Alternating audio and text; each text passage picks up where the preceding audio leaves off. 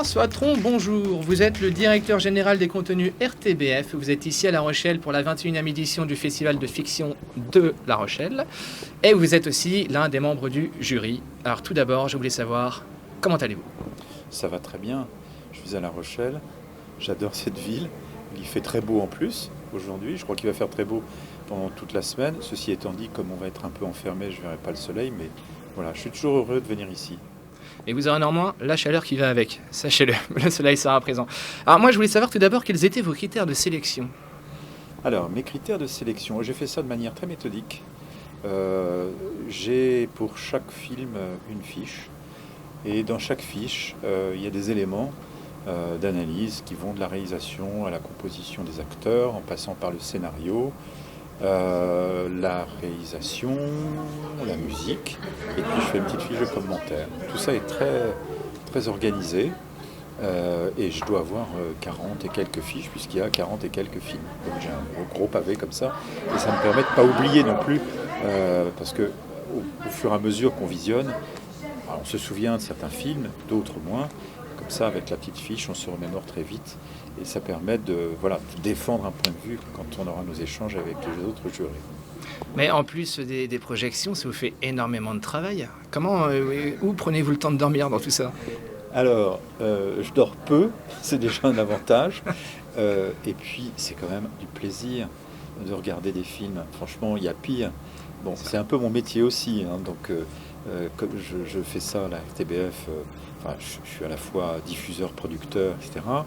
Mais je trouve que c'est, quand on a un moment de libre et qu'on vous demande d'aller regarder ce que fait un réalisateur, comment jouent les comédiens, apprécier un scénario, honnêtement, ça n'est pas pesant. C'est vrai qu'il y a beaucoup pire. Justement, le fait de voir beaucoup de films et de téléfilms, vous n'avez jamais eu envie, vous, de passer devant la caméra ? Non, pas du tout. Je suis pas du tout réalisateur. J'ai fait un moment de ma vie le métier de producteur. J'ai même développé des projets et un projet de série qui a été adapté. Mais être celui qui fabrique ou celui qui artistiquement crée l'image, c'est pas mon truc, quoi. Chacun son métier. J'ai pas cette formation. Je n'ai pas la pétence non plus. En revanche, j'aime bien justement être surpris par un point de vue en image, une réalisation, un cadrage, un effet. Je trouve que artistiquement, de toute façon, un film n'existe qu'à travers deux choses. C'est, comme on dit toujours, un très bon scénario et un très bon réalisateur. Évidemment, les comédiens sont essentiels aussi, mais voilà. Moi, j'ai plutôt tendance à me focaliser sur le scénario et les intrigues, où est-ce qu'on m'emmène, quelle histoire on me raconte. Alors cette année, le Festival de la fiction se veut éco-responsable. Vous-même, êtes-vous éco-responsable ? Alors, c'est une bonne question. J'essaye de l'être, comme tout le monde. Mais là où peut-être je vais vous faire une réponse qui est un peu malhonnête pour ne pas dire autre chose, c'est que je fais beaucoup en tant que diffuseur. On développe beaucoup de programmes autour de l'économie durable, l'économie positive.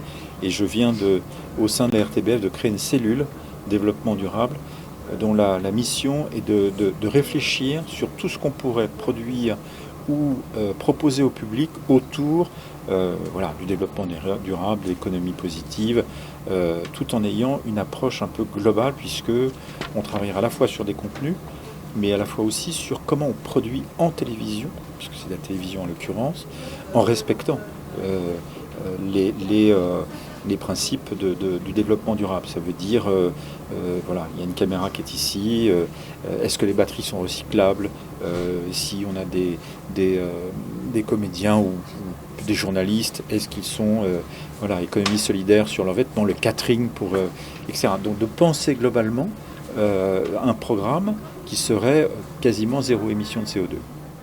C'est une belle entreprise, si je peux dire en tout cas. Oui. C'est une très belle idée. Parce que oui. c'est vrai qu'on se focalise plus sur ce qui nous entoure, tout ce qui est bouteilles d'eau et tout ça, en bouteilles en plastique, mais on ne va pas, c'est vrai, jusqu'au fond de... Il y a en fait l'économie durable ou le développement durable, ça se pense globalement. C'est bien le problème, c'est pour ça que c'est compliqué. La question est compliquée à résoudre. C'est que dès qu'on fait quelque chose, regardez Greta Thunberg, son intention est formidable, c'est d'aller en bateau, c'est symbolique, voilà, elle essaye d'avoir une image de jeune fille engagée. Et qu'est-ce qu'on lui reproche? On lui reproche que l'équipage qui l'accompagne va en avion et donc son empreinte carbone, elle est catastrophique. Si vous ne pensez pas globalement, on n'avancera qu'à petits pas. Mais moi, j'ai entendu dire quelqu'un un jour, les petits pas ont toujours fait de grandes avancées. Absolument. En dehors du festival, alors vous êtes déjà venu à La Rochelle, c'est pas la première fois que vous venez à La Rochelle. Je voulais savoir à quoi vous occupiez vos journées quand vous venez à La Rochelle.